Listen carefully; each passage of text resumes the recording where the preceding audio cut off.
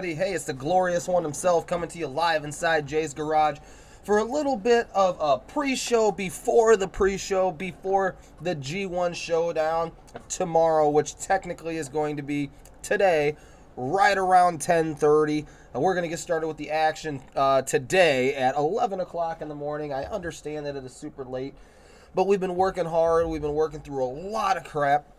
We had about a 2-hour delay because a tree branch decided to come down with all the ice and just crash all the electricity. So we decided to play just a little bit in the dark to try to warm up for the matchup. But luckily for us, the electricity is back on, and ultimately we are going to be a go for tomorrow's event when Team Pontiac, consisting of myself, Jim Doppler, Doug Williams, let's see, it is super late and I'm drawing a blank. John Allen and Caleb McCann is going to be on Team Pontiac, and they are taking on the returning Team Streeter minus a player. Tom Casey injured himself about a month ago. He has been replaced with their sixth man from last year, which is Jeremy Maynard. And captaining the team this year is the returning Danny Blackburn, and also returns Ryan Obenheim, Jamie Dignan, and Bryant Jason. So this is just kind of the preview to get going, but beforehand I definitely got to give some definite shout-outs that you'll see tomorrow, but I got to do it right now. First things first, I got to give a shout-out to Caleb Baxter. He's the reason why you are going to be seeing what it is that you're seeing. He is the guy who decided to donate his surveillance cameras, and then based on that, as you can see, he is a locksmith and he runs a security shop, so it's 24-hour service. Give him a call at 815-822-5653 if you have any questions regarding locksmithing or security. Got to give a shout out to Chris Wilder. You're not going to see the table until tomorrow morning, but Chris just worked with me. I guess I should say I worked with Chris in recovering the pool table. Jay helped. His son Alex got to learn a little bit too, but that table is going to be playing crisp and slick for you all tomorrow. Definite shout out to Sarah Rousey and Chris Gonzalez. They have a phenomenal juniors program that is currently on shutdown due to COVID. But regardless, I always give them a shout out because I know they are wonderful with the kids that are in their league. They work hard, they train hard, and there are a couple kids that I give lessons to once a week to shoot in these leagues. They're good kids and they want to get better, and I truly feel wanting to get better has a lot to do with strong coaches. So I give a shout out to WPBA professional Sarah Rousey, as well as the league operator and coach and Chris Gonzalez. If you have a child and you want to get them learning to play pool, these two people, they are phenomenal people, and they will help your child get better.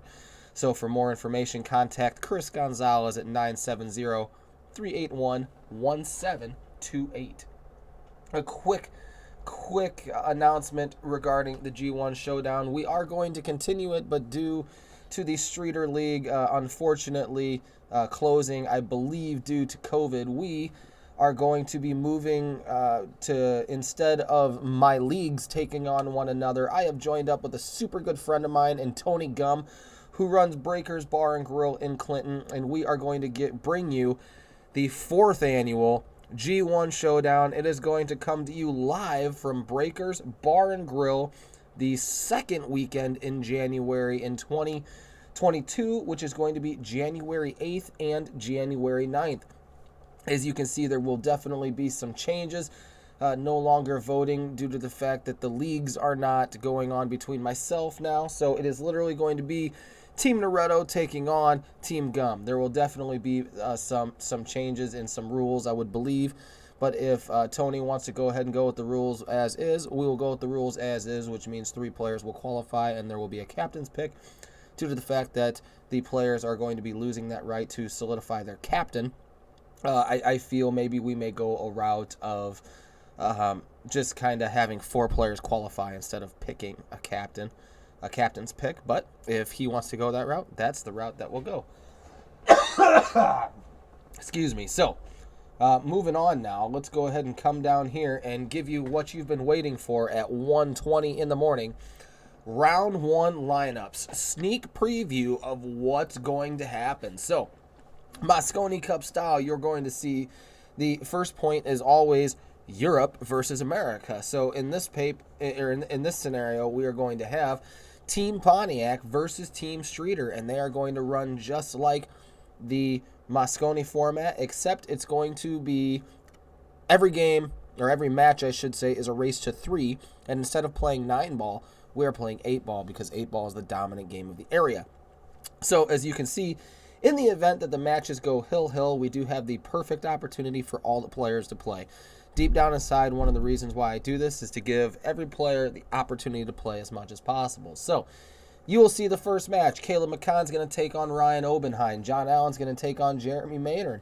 Myself is going to take on Jamie Digdon. Now, if the scores are reflecting a potential match after that, meaning if Pontiac or Streeter isn't ahead 2-0 and potentially clean sweeps the first round, we will see Jim Doppler take on Danny Blackburn.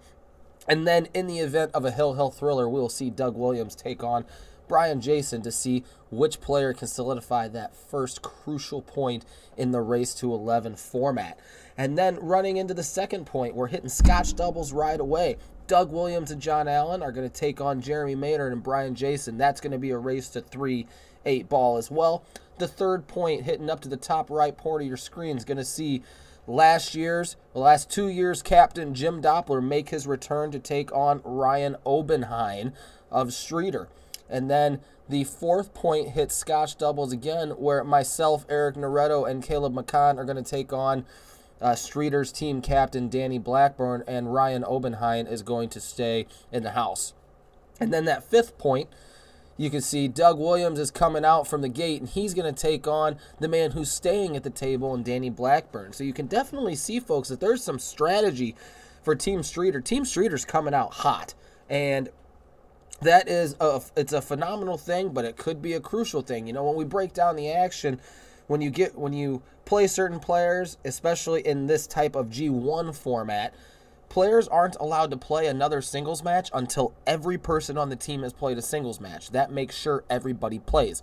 Also, in Scotch doubles, you cannot play with the same partner until everyone has already played. So in that case, Scotch doubles, you don't really get that far. But what we wind up seeing here is in Scotch doubles point number 2, if Doug Williams and John Allen take on Jeremy Maynard and Brian Jason, eventually when we get down here, so we can just break down the deal here though, so it looks like Jim Doppler is left out of my team, and it looks like Jamie Dignan is left out on Streeter's team as far as the Scotch doubles go. So what's going to happen is that next Scotch doubles match, match point 6, which is going to be the first match in the second round, Jamie and Jim have to play a Scotch doubles match, but where the strategy really comes in here, folks, is that any one of those other 4 players can already play, who have already played, can team up with either Jim or Jamie.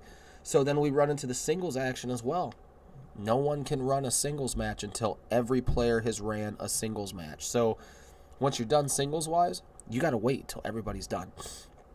So it's going to be a long and grueling day, but hopefully at the end of the day, you get to see some good pool. I know I'm ready to play. I'm not going to sleep. Heck, I'm still in the garage, for crying out loud, and it's 1:30 in the morning, and I got to be back probably at 9 o'clock, but that's irrelevant because it's that time of the year. We're all stoked. I know Streeter's stoked. I know my boys are stoked. We were in here hitting some balls earlier on my table because I did throw out there, we're running the Mosconi style the best we can. So again, this table that you see here that's all covered up was recovered 4 days ago, and a maximum of, I think Jay said, 8 games has been hit on it, none of them by someone who is qualified for either Pontiac or Streeter. So what you're ultimately running in here, Tufo, is this table is brand new. The felt is stretched to the max, so hopefully we're going to see some sliding. Hopefully we're going to see some Mosconi Cup-like conditions, and hopefully the table plays tough for us, especially in the beginning, so we can really get that feeling of that Mosconi feel. So I hope, excuse me, I hope everybody has enjoyed the little pre-shot rundown of the 3rd annual G1 Showdown, and I hope that you're going to join us. We're meeting here at 10 o'clock in the morning to make sure everybody understands what's going to happen. Hopefully the stream gets turned on about 10:30 with a little pre-show where hopefully we get to get Team Streeter in here, and we get to get Team Pontiac in here and get to have nice little short discussions. We're going to have a rundown of player cards, player biographies, all kinds of things like that. I've been working hard to make sure that we get all that done.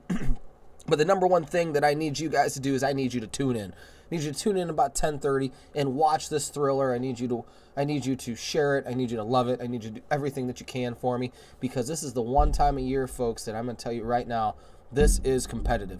And I made it designed to make sure that it was competitive. And especially now, I mean, I love all of the people from Streeter, but going into next year, when we're taking on Tony Gum's team, Tony and I have been friends for a long time, and there is definitely going to be some major competitiveness. So we're gonna get to see some amazing things.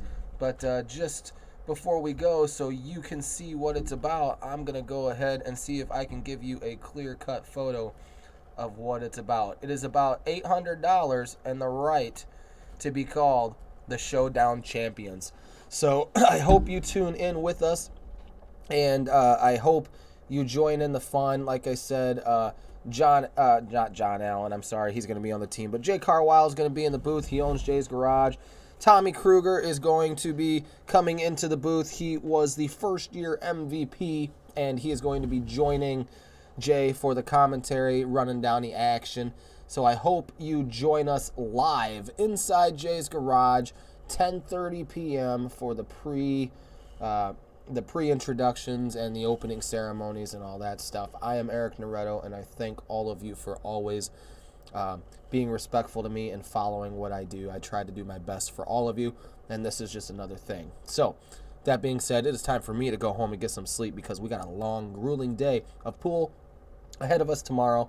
And I've definitely, if you've listened to me lately, I've definitely taken a book out of Jerry Springer, so I'm going to always begin to end my streams with the following phrase, because I do think it's really important, especially in these troubling times. So, as always, take care of yourselves and each other.